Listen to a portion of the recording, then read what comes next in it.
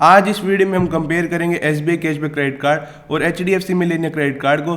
दोनों ही credit card market में बहुत ज़्यादा पॉपुलर है, तो आज इस वीडियो में हम पॉइंट टू पॉइंट एक एक पॉइंट को डिस्कस करेंगे। साथ ही साथ हम ये भी देखेंगे इनके क्या क्या फीचर्स हैं, कौन कौन से हिडन चार्जेस हैं, और इन दी एंड हम ये भी देखेंगे कौन सा क्रेडिट कार्ड बेस्ट है। तो वीडियो काफ़ी इन्फॉर्मेटिव होने वाली है, वीडियो को एंड तक जरूर देखना, और अगर कुछ भी डाउट हो तो नीचे कमेंट्स में पूछना। नमस्कार दोस्तों, मेरा नाम है पुलकित मदान और स्वागत है आप सभी का फोकस पाथ में। तो सबसे पहले तो हम दोनों ही क्रेडिट कार्ड के फीचर्स की बात करें तो मेरे राइट साइड में आपको एसबीआई कैशबैक क्रेडिट कार्ड के फीचर्स मिलेंगे और लेफ्ट साइड में आपको एचडीएफसी मिलेनियर क्रेडिट कार्ड के फीचर्स मिलेंगे।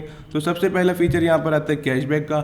यहाँ पर हम बात करें एसबीआई कैशबैक क्रेडिट कार्ड की, तो यहाँ पर अगर आप ऑनलाइन ट्रांजेक्शन करते हो, चाहे वो कोई भी प्लेटफॉर्म हो, अमेजोन, मिंत्रा, स्विगी, जोमेटो, उबर, तो यहाँ पर आपको 5% का कैशबैक मिलेगा।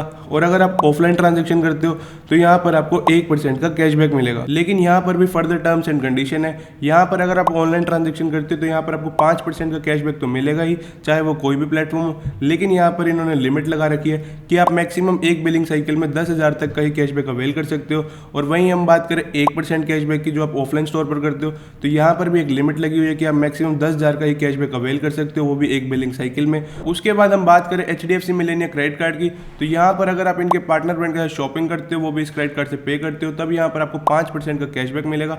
अब कौन कौन से इनके पार्टनर ब्रांड्स हैं, तो यहाँ पर ये कुछ इनके पार्टनर ब्रांड्स हैं जैसे कि अमेजोन, फ्लिपकार्ट, मिंत्रा, स्विगी, जोमेटो और भी बहुत सारे।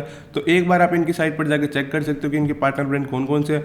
और अगर आप इनके पार्टनर ब्रांड्स के अलावा कहीं पर भी शॉपिंग करते हो, चाहे वो ऑफलाइन स्टोर हो, तब यहाँ पर आपको 1% का कैशबैक मिलता है। अब यहाँ पर ध्यान रखने वाली बात यह है कि अगर आप इनके पार्टनर ब्रांड के साथ शॉपिंग करोगे तो यहाँ पर आपको 5% का कैशबैक तो मिलता है, बट यहाँ पर इन्होंने कैपिंग की हुई है कि आप 1,000 रुपये से ज़्यादा कैशबैक नहीं अवेल कर सकते, वो भी एक बिलिंग साइकिल में। तो ये तो हुआ कंपैरिजन दोनों ही क्रेडिट कार्ड का, वो भी कैशबैक के बेसिस पर। यहाँ पर एसबीआई की वेटेज थोड़ी सी ज़्यादा है और एचडीएफसी का ऑफर थोड़ा सा कम अच्छा है। अब हम नेक्स्ट फीचर की बात करें तो उससे पहले मैं आपको बताना चाहूँगा कि यहाँ पर जो हमारा एचडीएफसी मिलेनियर क्रेडिट कार्ड है, अगर आप इस क्रेडिट कार्ड से 1 लाख रुपये 3 महीने के अंदर स्पेंड करते हो, तब यहाँ पर आपको 1,000 रुपये का गिफ्ट वाउचर मिलेगा। और साथ ही साथ यहाँ पर जो आपको कैशबैक मिलता है वो यहाँ पर आपकी ईएमआई ट्रांजेक्शन पर भी वैलिड होता है। यहाँ पर आपको 1% कैशबैक मिलता है ईएमआई ट्रांजेक्शन पर। ऐसा यहाँ पर एसबीआई के केस में नहीं मिलता, यहाँ पर आपको ईएमआई ट्रांजेक्शन पर कोई भी ऑफर नहीं मिलता। अब हम बात करें कि हमें कैशबैक कहाँ कहाँ नहीं मिलेगा। अगर आप दोनों ही क्रेडिट कार्ड से फ्यूल पर स्पेंड करते हो तब आपको कोई भी कैशबैक नहीं मिलेगा। अब हम यहाँ पर नेक्स्ट फीचर डिस्कस करें तो यहाँ पर नेक्स्ट फीचर है एयरपोर्ट लॉन्च एक्सेस का। यहाँ पर हम बात करें एसबीआई कैशबैक क्रेडिट कार्ड की, तो यहाँ पर आपको साल में 4 बारी एयरपोर्ट लॉन्च एक्सेस का फायदा मिलता है। और वहीं हम बात करें एचडीएफसी मिलेनियर क्रेडिट कार्ड की, तो यहाँ पर आपको साल में 8 बारी एयरपोर्ट लॉन्च एक्सेस का फायदा मिलता है। उसके बाद हम नेक्स्ट फीचर डिस्कस करें तो नेक्स्ट फीचर यहाँ पर है फ्यूल सरचार्ज वेवर का। यहाँ पर आपको दोनों ही क्रेडिट कार्ड के केस में 1% का फ्यूल सरचार्ज वेवर मिलता है, बट यहाँ पर भी फर्दर टर्म्स एंड कंडीशन है। अगर हम एसबीआई कैशबैक क्रेडिट कार्ड की बात करें तो यहाँ पर अगर आप 500 रुपये से लेकर 3,000 रुपये तक की ट्रांजेक्शन करते हो, तभी यहाँ पर आपको 1% का फ्यूल सरचार्ज वेवर मिलेगा। और यहाँ पर आपको मैक्सिमम 100 रुपये तक का ही फ्यूल सरचार्ज वेवर मिलेगा। और वहीं हम बात करें एचडीएफसी मिलेनियर क्रेडिट कार्ड की, तो यहाँ पर आप 400 से लेकर 5,000 रुपये तक का स्पेंड करते हो, तभी यहाँ पर आपको 1% का वेवर मिलेगा। और मैक्सिमम वेवर आप 250 रुपये तक का ही ले सकते हैं। अब नेक्स्ट फीचर हम यहाँ पर डिस्कस करें तो वो यहाँ पर है वेलकम बेनिफिट। यहाँ पर हम बात करें एसबीआई कैशबैक क्रेडिट कार्ड की, तो यहाँ पर आपको कोई भी वेलकम बेनिफिट नहीं मिलता। और वहीं हम बात करें एचडीएफसी मिलेनियर क्रेडिट कार्ड की, तो यहाँ पर आपको वेलकम बेनिफिट में आपको 1000 कैश पॉइंट्स मिलते हैं। यहाँ पर एक कैश पॉइंट की वैल्यू 1 रुपये के बराबर है। उसके बाद हम दोनों ही क्रेडिट कार्ड की फीस एंड चार्जेस की बात करें तो यहाँ पर सबसे पहला पॉइंट आता है ज्वाइनिंग फीस का। हम एसबीआई कैशबैक क्रेडिट कार्ड की बात करें तो यहाँ पर आपसे कोई भी ज्वाइनिंग फीस नहीं ली जाती। और वहीं हम बात करें एचडीएफसी मिलेनियर क्रेडिट कार्ड की, तो यहाँ पर आपसे 1,000 रुपये की ज्वाइनिंग फीस ली जाती है। उसके बाद हम नेक्स्ट पॉइंट डिस्कस करें वो है एनुअल चार्जेस का। तो यहाँ पर हम बात करें एसबीआई क्रेडिट कार्ड की, तो यहाँ पर आपसे एनुअल चार्जेस में 999 रुपीज़ प्लस जीएसटी की फीस ली जाती है।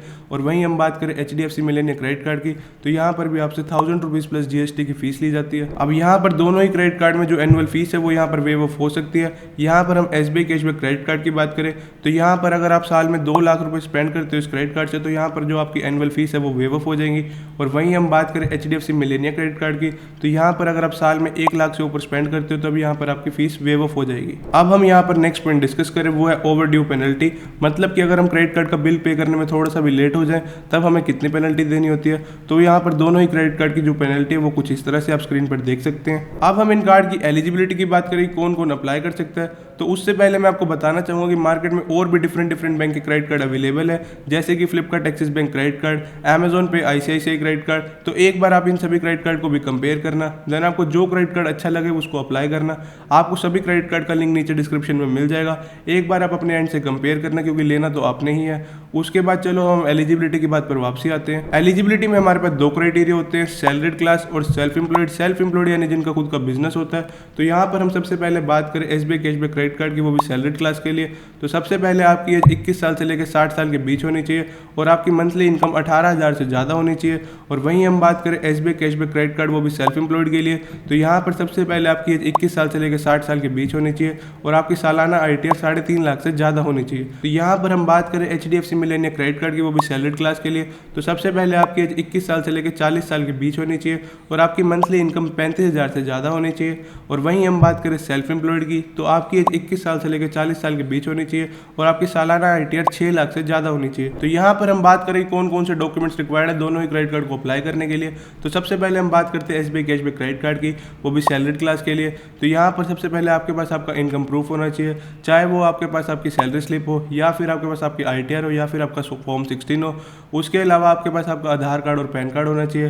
अब हम यहाँ बात करेंगे सेल्फ एम्प्लॉयड के लिए, तो यहाँ पर आपके पास आपका आधार कार्ड, पैन कार्ड होना चाहिए और आपके पास आपकी 2 साल की ITR होनी चाहिए। और वहीं हम बात करें HDFC मिलेनिया क्रेडिट कार्ड की, वो भी सैलरीड क्लास के लिए। तो यहाँ पर सबसे पहले आपके पास आपका इनकम प्रूफ होना चाहिए, चाहे वो फॉर्म 16 हो या फिर आपकी लेटेस्ट सैलरी स्लिप। उसके अलावा आपके पास आपका आधार कार्ड और पैन कार्ड होना चाहिए। और बात करें अब हम सेल्फ एम्प्लॉयड की, तो यहाँ पर आपके पास आपका आधार कार्ड, पैन कार्ड होना चाहिए और आपकी लास्ट 2 साल की ITR होनी चाहिए। तो ये था एक पूरा का पूरा ओवरऑल कंपैरिजन दोनों ही क्रेडिट कार्ड के बीच में। अब हम बात करेंगे हमें कौन सा क्रेडिट कार्ड अप्लाई करना चाहिए। तो जैसा मैंने आपको पहले ही बोला था, ये आप पर डिपेंड करता है। एक बार आप सभी क्रेडिट कार्ड को कंपेयर करना, देन जो क्रेडिट कार्ड अच्छा लगे उसके लिए अप्लाई करना। बाकी आपको सभी क्रेडिट कार्ड का लिंक नीचे डिस्क्रिप्शन में मिल जाएगा, एक बार चेक जरूर करना। So this is the end of the video. अगर आपको वीडियो इन्फॉर्मेटिव लगे, चैनल को सब्सक्राइब और वीडियो को लाइक जरूर करना। Thanks and thank you all.